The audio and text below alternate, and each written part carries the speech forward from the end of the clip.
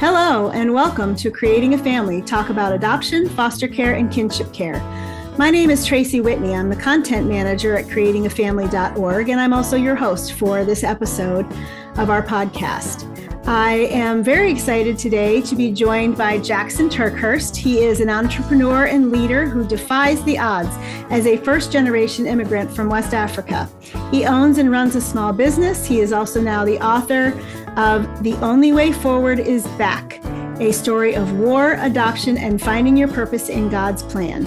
He is a new dad as well, and you might recognize his last name because Jackson's mom is a best-selling author. Her name is Lisa TerKeurst, and he and she have some great interweavings in the story that I'm excited for you to hear about. We're excited to talk about this story because we are excited about Jackson's passion for bringing people together from diverse backgrounds and experiencing authentic relationship, and that includes the adoptive, foster, and kinship space when parents are raising kids from different cultures, different races, and certainly from different families. Building those authentic relationships can sometimes be a challenge, and also certainly a joy and a privilege. And so we're excited to talk to Jackson today. Welcome, Jackson, to our podcast. Thank you. It's so great to be here today. So let's get started with kind of a brief overview of what led you to even be eligible for international adoption that landed you in the TerKeurst family. Well, my story is one of complication. It's a very complicated story, but God works in ways that is beyond our imagination. So my story for me started back in Liberia, in a small village called Forblight. That's where I was born, and where my grandfather was a witch doctor, and my father was a town chief. My community, we thrive a lot based on our tradition, and we also thrive just because we were very close knit with each other.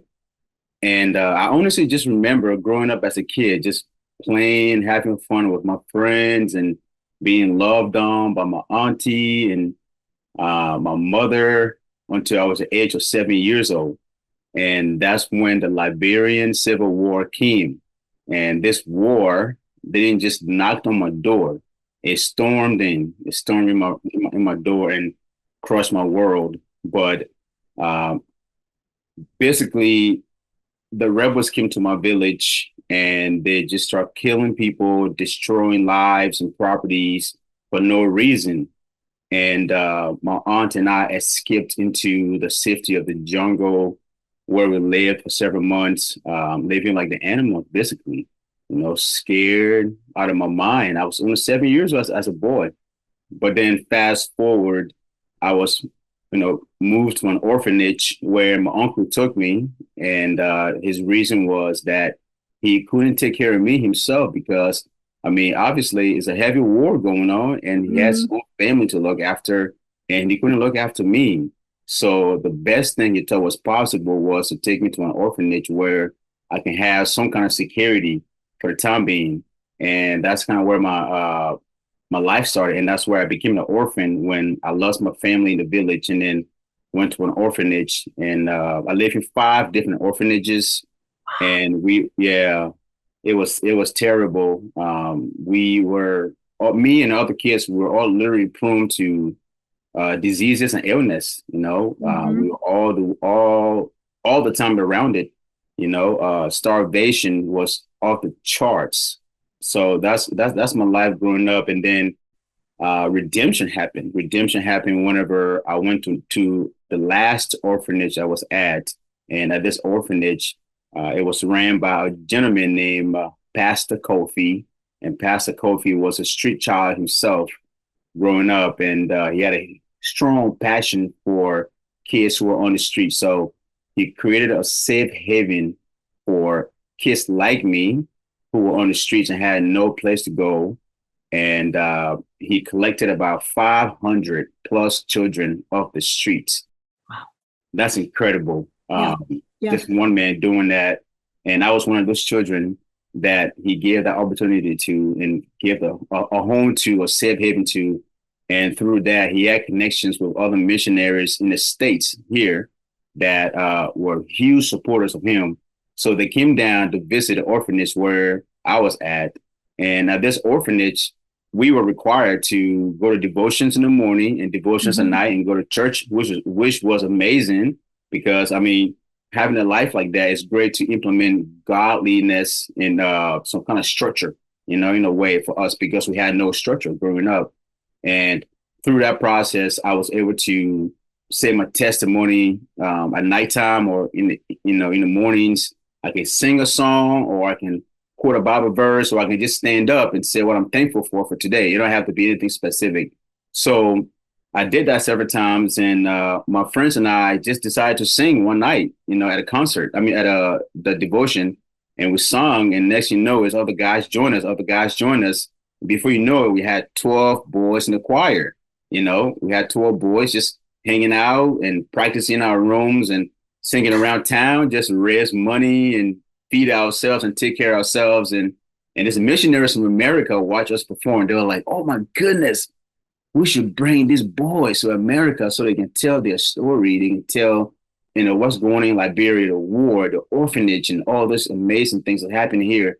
And God made it possible. He redeemed me and redeemed us. And 12 boys was on a way to America for the first time ever, and we were so shocked, we feel so much, culture shock and different things when we got here, the weather, the food, the people. It was very different. Yeah. Yeah. So I want to go back for a second to, you were talking about the orphanage, and it sounded to me like you were saying that the pastor that was running the orphanage understood not just the necessity of structure and predictability and consistency for the kids that he was pulling in off the streets and giving safe haven to, but it sounds like he also really deeply understood the need for community. Yes. That kind of launched you into this next phase of your life, because that community was where you felt safe to speak up and then learn to sing. And then that community is where the choir came from, kind of stemmed out of that sense of safety and community between you. Yeah, I mean, like you said it best. And I said this in my book too, that community is the remedy for chaos. Yeah. And when chaos was happening in my life, in our lives, Pastor Kofi created a structure for us to thrive off of. Yeah. And because of that structure he created with going to school and going to devotion and doing your homework and taking shower, bath, and things like that, we had no idea prior to doing that. And he created that space for us to do those things and learn those new traits in life. And because of that, I am where I'm at today because some of this stuff stuck with me for life. Right. It just stuck with me for life. But fast forward now, we're in America and we are on tour, sharing our story of different churches and different organizations and whatnot. But then something happened that was really, really, really wild. Our visas were expiring. And at the same time, the orphanage that I came from was being attacked by rebels and was being looted and burned down to the ground by these guys, the evil, crazy guys who have nothing in life to do. They just want to destroy, which is what the devil does. That's what he's good at. He comes to steal and destroy, So, but we couldn't go back home. We were homeless. And God did the most profound thing by giving us the answer to a prayer that we all prayed for so many years. And our prayer was for us to find a lovely home and a family to be a part of. And that night at that concert in Waxhaw, North Carolina, when the preacher got on stage and shared our testimony with the congregation, and he spoke to them and asked them to pray for us, there was a lady in the crowd who heard that, who God was talking to, God was speaking to. And she kept saying, "No, la, la, la, la, la, la. I didn't hear you, God. I didn't hear you, God. I didn't hear you, God." Which is like, that's what we all do. We all tend to do that often, right? When God's speaking to us, we just ignore God. We don't even hear him, right? Because we're like, "Oh no, my way, my way, my way." But God kept laying on our heart, saying, 2 of those boys are yours. And then on the way home, her daughters spoke to her. They were like, "Mom, bring the boys home." And she was like, "What?" They're like, "Yeah, bring the boys home. We want the boys home," because they connected with us so well. And Mm-hmm. fast forward, she brought us home, and then she took the boys' choir to her church in Charlotte, and we performed at her church, and she shared our story with her church. And next thing you know, my friend, the whole entire church adopted all 12 boys in the Charlotte area that day. That's That's crazy. incredible. All 12 boys. And what All was the 12 time boys. span from when you all got to the States to when the last one was adopted? What's that time span like? It was literally under a year Oh my and some gosh. change. And those of us who are familiar with international adoption just know that there was a lot going on behind the scenes that almost always makes that impossible. And that's a fantastic story. I am so curious. First of all, let's backtrack a little bit to when you first came to the States and kind of do you remember just one kind of funny story of culture shock where you just kind of looked around and was like, Oh my whoa, gosh. is this what America is? So many. My first impression, well, first and first, I'd never been on an airplane before. So when I got on an airplane, I was scared out of my mind. I'm like, I'll oh bet. my goodness, what is this low small thing taking me in the air to do with me? I was freaking out. And you got an airplane, it's like seats everywhere, so organized, and you got people serving you, and we're just like so Liberian, just so childish and just screaming and yelling and so excited. We didn't care. No decency out of the window, man. We didn't care about that. We're just like so excited. And then we got to America and the plane landed in Washington, D.C., and we were hit with something spectacular. And that was the American cold winter wind. Oh, man, it knocked us out of our socks. Oh my gosh. I can't even imagine. I live in Philadelphia, so it's even farther north than DC. Oh my goodness. I tell you this, like you got African boys who've been used to the sun and warmth and the being outdoors, and they come to America, it's like it's so freezing. So it was a Yeah. culture shock for us for sure. We all ran back in and put everything we had on us and ran back out into the bus and then went to a place called KFC, which Uh-oh. which we thought was like a fancy restaurant, and we were Yeah. in awe. The grass looked manicured, clean, and nice, and cars parked over here neatly, and cars in line, and employee dressed in uniforms, and they bringing food to you on a tray, and we was like, wow, we feel so special, like kings, and we had a bucket of KFC chicken wings each. Oh Imagine my goodness. that. That's Hungry African crazy. boys. So And how old were you again? we were around. I was 15 years old. Okay. I So was 15 years hungry old. teenage boys. Hungry teenage boys. But yeah, we that was the first culture shock, and then on tour after performing, people offer us like hot dogs and sandwiches and things like Mhm. that, and we were appalled. We were like, "Why would you eat dogs? No Oh one eats no. dogs." Oh. Yeah. We was like, "Oh no, we don't eat dogs. We don't eat dogs." And they're like, "No, no, no, no, no. It's just the sausages with a bun and ketchup." And I was like, "Oh, okay, okay, okay, okay." That is a strange name now that you mention it. It really is like a Oh, hot hot dog. dog. That's sad. That's scary. Oh, that's funny. Yeah. Hi, I'd like to interrupt just for a minute and let you know about our Jockey Being Family library of free courses.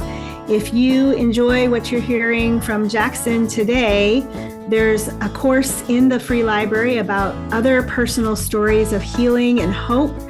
You can take one course or all 15 courses. They're all designed to strengthen and equip and encourage your adoptive, foster, or kinship family. Go to bit.ly/JBF support. That's bit.ly/JBF support. And check out the courses today. So let's move to adjusting to a new family as a international adoptee, a transracial adoptee, transcultural adoptee, all the things. Yeah. What were some of the early life challenges that showed up in your new life as maybe challenging behaviors or challenging thoughts, things that kind of you brought with you that came to Yeah. light in maybe some difficult ways for your new family? Well, I would say one of the things that came to light when I was adopted as a teenager was a scarcity mindset. Mm-hmm. Scarcity mindset, because I mean, in Liberia, we woke up every day thinking about, oh, what am I going to eat today? What's on the Right. menu? Like, where is food coming from today? So we're always worried about where food will come from. And when we had Mhm. food, we would hoard those food and kept it with Yep. us. So when we came to America, same thing happened. My brother and I went to the grocery store with my mom for the first time in an American grocery store, and we were overwhelmed I'll by bet. by how many things were in there, but we had no idea what some of those things were. So my mom grabbed some pork tenderloins and some brownies and other things like that for the house, for the family, for dinner. And when we came home with a grocery, and instead of putting the groceries in the pantry, which we had no idea what a pantry was because we didn't have pantry in Liberia. We just, Right, yeah, right. we don't have pantries, we don't have grocery stores. So my brother and I took the groceries into our bedrooms and put it under our Wow. bed, right? Yeah, And put it under yeah. our bed because we were so afraid that after today, there'll be no food tomorrow. And if we Right, put this under our bed, we will have food tomorrow for sure, guaranteed. right, So we right, struggle a lot with the scarcity mindset, being an international adoptee into a land of abundance, right, because right. we've been conditioned like that for so long. And another thing for me was that I struggle a lot to adapt to being in a loving family. Mm-hmm. Because being an orphan for so long and being on your own and taking care of yourself from the age of 7 until you're 15 years old. I mean, you've had a pretty crazy life, you know. And Right. now I've had this incredible family who is wanting to take me in, love on me, show me life, and give me all these things. But yet my trauma from my past was still hanging over my shoulder and over my head, to where I Mm, couldn't move past it to really see what was happening and what these right, people were doing for me. So I had attitude. I'll argue with them. I'll fight with them. I was rebellious, and I'll yeah, do things just the way I would when I was in Liberia. right. And that caused them heartache.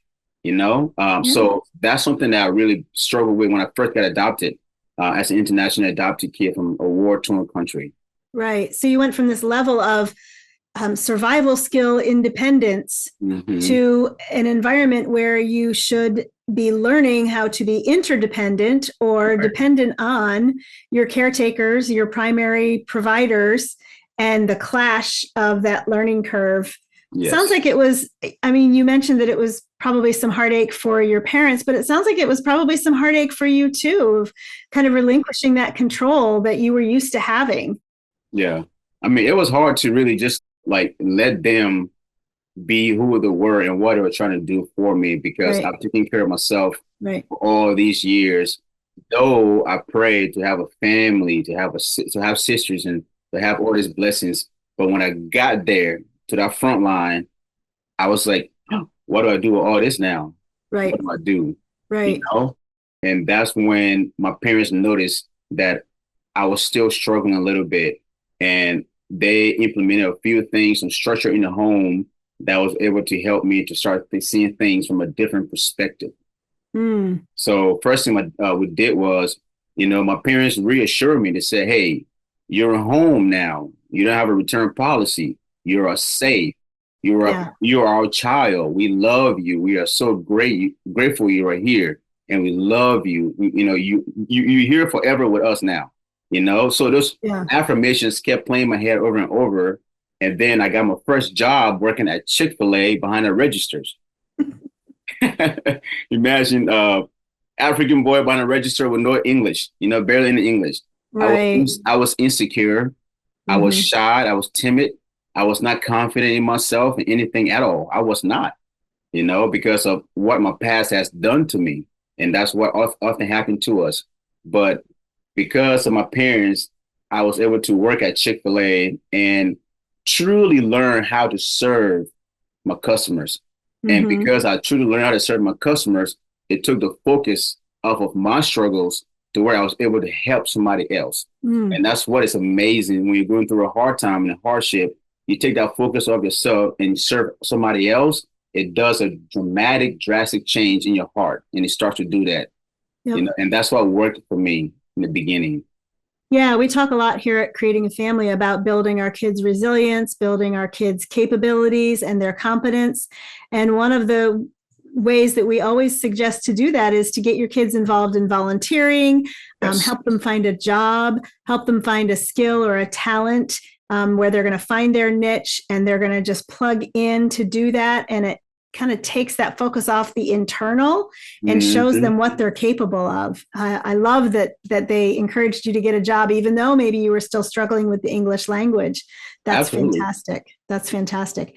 What were some things that maybe happened in the home that helped kind of reverse some of those or heal some of those mindsets, the orphan mindset or the scarcity mindset? What were some of the other practical strategies that they did at home that you can look back now and say those were really helpful?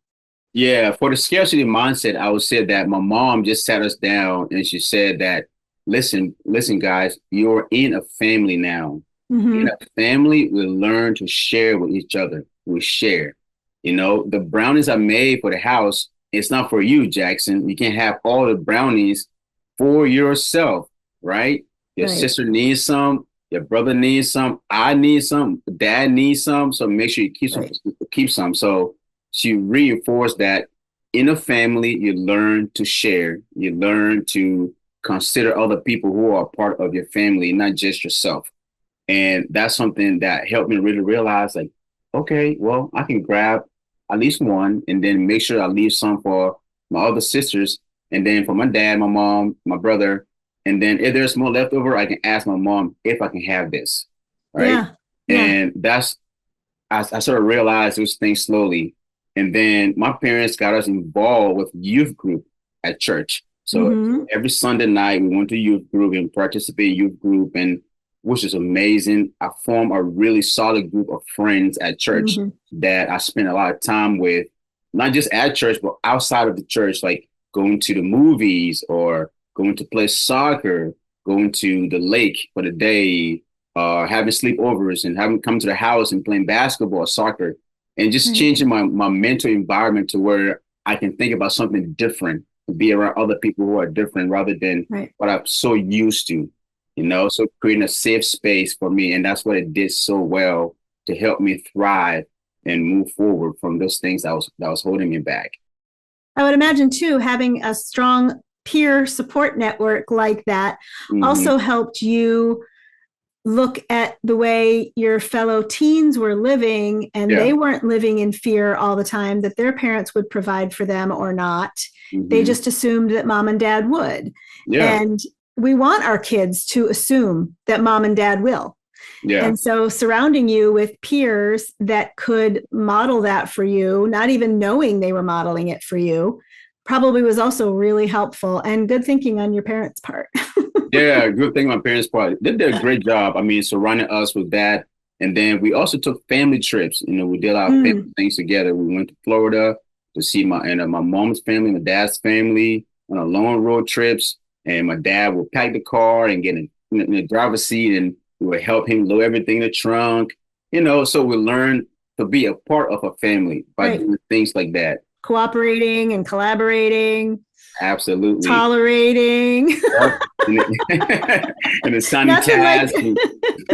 Jackson, you charge a road trip. Yep. Nothing like a road trip to force that family fun. Yeah, road trip to New York, to having a whole entire week in New York at a camp, spend time with all the friends out there. Just the environment our parents put us in really helped us to start seeing things from a different perspective rather than living in our fear consistently or constantly. Because in Liberia, we were always reminded about death. I was always reminded about seeing my sisters being raped in an orphanage and starvation. And I mean, you name it. Like, I was always reminded of terrible things when I was there. But then when I came here and I was now an American teenager who was privileged and had all these amazing things. But, being around that environment, I was able to pay attention and see how these kids were thriving in life and doing different things. And I wanted to be that, and I wanted to thrive in life, and I wanted to be successful. So I Yeah. was like, hey, if I want to be successful like them, I have to hang around them. I have to pay attention to what they're doing so I can learn for myself what it is, like it's working in a positive way that I can apply to my life to move Right. on, to be a better person for myself. Right. Yeah. Yeah. And 15 when you were adopted and 16 shortly afterwards. And so Mhm. that's such a challenging time for any young person. Your brain is changing so rapidly. You're Mhm. reaching for adulthood. You're not quite there. I would imagine there was maybe some additional layers of challenge that you faced being adopted at that age Mhm. when all the peers around you are reaching for independence and well on their way to the life skills they need to be an adult, and you were still kind of doing like that catch up mode. Yeah, I was playing catch up. Yeah. Yeah. Yeah. How did that feel? Talk a little bit about how that felt for It you. sucked. It sucked really bad. Just being Yeah, transparent. I'll bet. It sucked really bad because I mean, I'm 15, almost 16 years old. And when my parents first adopted us, and they tested my brother and I to see where we're at in school. And Yeah. we tested way below our actual grade, like what a 15, 16-year-old kid should be there in America. We were Mm-hmm. basically kindergarten level education. Oh, Man, talk about confidence draining. Like right. I just felt Right. little. I felt like trash. I felt nothing. Mm, I just felt lost. I was sad at the same time. But then, I thought about where I came from and where I'm at now. And I mm-hmm. realized, like, listen, I'm in America. You know what? I have a second chance of life. I have a second chance. I'm here. That part of my life stinks really, really, really bad. But I'm not going to sit here and just be like, you know what? I'm kindergarten level. I'll just drown in my sorrows and cry and, pamper and all these things. No, I told my mom, I said, listen, I don't like this. I want to be better. And Mm, she and I spent time together. She teaching me one on one, homeschooling me one on one. And yeah. I took my education very, very, very, very, very, very serious because I knew that growing up in the village, my biological father always told us kids, his kids, that education is a key to everything. Mm-hmm. You have to educate yourself. So whatever you do, go to school and learn Right. despite. And I was the first kid out of my biological family to come to America and to have this opportunity, right? So I reminded Right. myself that I'm here now. So I need to make the best out of this opportunity. So I Yeah. applied myself. I applied myself. I applied myself. And before you knew it, I was graduating high school, getting the award for the most improved student in the whole That's entire high amazing. school. It's not amazing. It is. I have to admit, when I read that section of the book, I got a little teary eyed because Yeah. that's like, I know how meaningful that would have been for your mother, for your teachers, for Oh, yes. everyone that was there kind of surrounding you and supporting you and lifting you up. So it wasn't just your award, although certainly Yeah, that doesn't take away from your accomplishment. But absolutely. I mean, that goes right back to that sense of community that you were talking about before. Like when something is broken and wounded in relationship, it needs to be healed in relationship. Yeah. And though the relationships were different from Liberia to America, Mm, seeing that healing that took place in being proclaimed the most improved student, yeah. that was a very impactful part of the book for me. I appreciate it. And that's very true. Like my mom was my biggest cheerleader. She was with me and we came home and I'm just mellow about it. I'm just chill. And she was like, son, you got the award. What the heck, son? You can't believe it. I was just like, yeah, thanks, mom. Because I didn't understand what it was. Right, right, I right, was like, what does it even mean? I never won an award before. Why did you choose right. me? You know? Didn't quite Why me? understand the depth and breadth of it. Although I'm sure now as an adult, you get it and you know Yeah. how big that really was. Yeah. Oh, So, but that's incredible to have that award and be able to defy those odds despite of my education, yeah, like how I started, yeah. to being able to move on to even work at Chick-fil-A, Chick-fil-A corporate as as an intern and doing a leadership training with Chick-fil-A corporate and getting to travel to Brazil to serve in Brazil. Oh, cool. That was my dream as a child to go to Brazil. because I love soccer. I love all the Pele and Ronaldo, Ronaldinho, all these guys, my guys. And I went there. I was like, my dream came true because of that. Woohoo! Yeah. Yeah, And then the greatest thing happened. I went into college. That's something that no one in my biological family has ever accomplished. right, And I right. was the first one in my family to get up there. And when I got to college, I was crying and Mm, I said, man, I just wish my mom, my biological mom or dad could just be here to see where I'm at right now. right. Man, how awesome is this? That So, is but I was just amazing. proud of myself of working so hard and to Yeah, achieve those things, for myself and my family. that's fantastic. Another profound part of your book that was very impactful for me was how frequently you asked the question, "Who am I?" Hmm. And I thought it was a great exercise for you writing the story, sharing your story, to reflect on who you are, who you were becoming, who you want to become. Hmm. But it was a really profound way to trace the development of your identity. And I'd love to hear maybe a little bit more about why you chose that vehicle to trace your identity throughout the course of the book. Yeah, because I mean, like in my story, I talk about like in my village, we had identity and we had community. But when war happened, I lost everything. I lost who I was. I didn't know who I was. So I needed to find out who I am. And all I Mm-hmm. knew in the past was that I was the grandson of a witch doctor, the son of a town chief. I was a Liberian orphan. I was a statistic of war. I didn't have a name. I didn't have a home. Right, That's all of those things were who I was. right. But then when redemption happened, when God brought me to America and it gave me the opportunity to start all over again, I started to see who I really am. And the first thing that came to my mind, to my heart, that God revealed to me is that I am his child. Mm, I am his son. I am not the son of the witch doctor. I am the son of the Most High.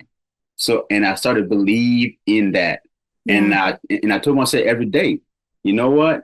I am a positive role model to so many people. I am an inspiration. I am a provider. I am a protector. I am chosen, right. and I am a leader. All those things I told myself in that. So, but to know who we are, we have to start with who we were. So I always said, who am I? So this is who I was, and this is who I am. This is where we're going. So what about you? Who are you? What are you? Right. To where you can think about your story as well and who Yeah. you see yourself to be. That's amazing. I love that. I think it's such a great way for the majority of our listeners are adoptive, foster, kinship caregivers, Mm-hmm. adoptive parents, foster parents, some adoption professionals, child welfare professionals, etc. The majority of our audience is raising kids right now who are in varying stages of grappling with that question, whether they've come out of the foster system or they've come from international adoption or even domestic infant adoption. When you're not in community with and connection to your first family, that so often informs so much of who you are and who you will become, it's Mm-hmm. a bigger question for our kids to grapple with. And I just thought it was a really great self-reflection tool, but I also thought it was a great vehicle for moving your story Yeah. to where you are now. I want to talk a little bit about some of the healing experiences that you've had since you were adopted and how those helped bring you to the identity that you enjoy now. Yeah. So, working through some of those labels or your adoptive family's context or other therapeutic supports or outside resources that your family took advantage of. What are some of the things that kind of all went together to pull you through to where you are now? Oh man, I would just say for me, it's a self desire. Like you have to want that for yourself first and first. So Mm-hmm. I knew that you know, I wanted to give myself the best.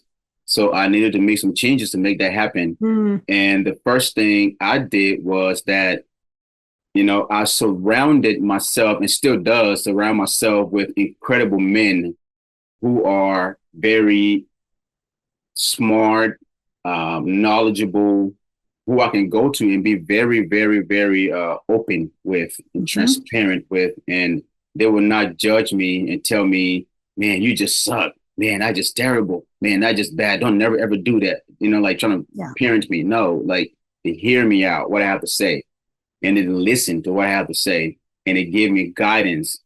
But then it's up to me to apply that guidance. It's not up to them, right? And it did their part. So that's the first thing I did. And then second thing, my parents really invested into us by, like I said, many times, getting us involved with community, the right people around you, even friends you hang out with socially. Those make a huge difference in your life, because the people you hang out with, I heard like you tend to be like them, right? Right. So I found friends who, we call ourselves egos because we soar and we tick off. We don't have time to waste, So those guys are like hungry, they're, like energetic, passionate, driven, focused.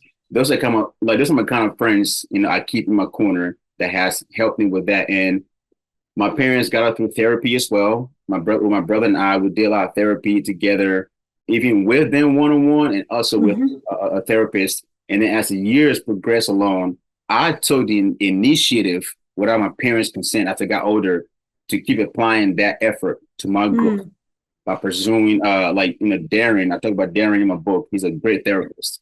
He helped me a lot through the process of understanding my trauma, understanding who I am, understanding those things that has held me back. It's not my identity. That's just something in the past that was temporary. I can't live in that forever. That past it shouldn't define me. It should refine me. It should push me to be better. And that's kind of how I see that. So things like that I did. And I say this again, community is a remedy for chaos. Find a trusted community you can be a part of, your church group, your youth group, your families group, other adoption groups, or, foster groups, or anybody that is doing something that you look up to. Is like, oh my gosh, I want to be like her. I want to be like him. He's amazing. She's amazing. Like follow them, follow through with that person, and see what they can do to pour into your life. And that's what I've done. And at this juncture, I'm going to put in a little bit of a plug for our online community where you can be surrounded by other adoptive, foster, and kinship caregiver parents who get what you're going through. So if you're listening today and you need a community, find us on facebook.com/groups/creating a family. In that group, we also run advertisements for some of our more specialized online learning groups. We have one for post-adoptive parents. We have one for kinship caregivers. And all of those are just a great way to start building that sense of community if you don't have one already. So, Jackson, what would you say to a parent or a caregiver who's kind of in the thick of it right now with their teenager?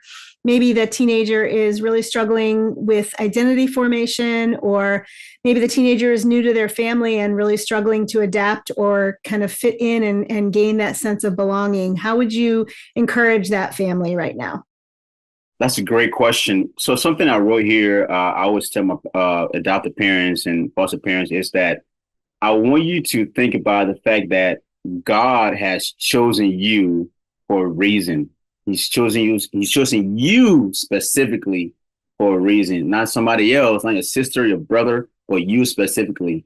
Okay. And he wants you to know, like, God is still writing your story. Your story is still being written today. Okay. And you are not forgotten.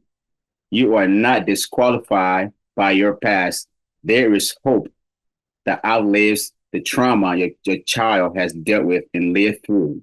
Okay.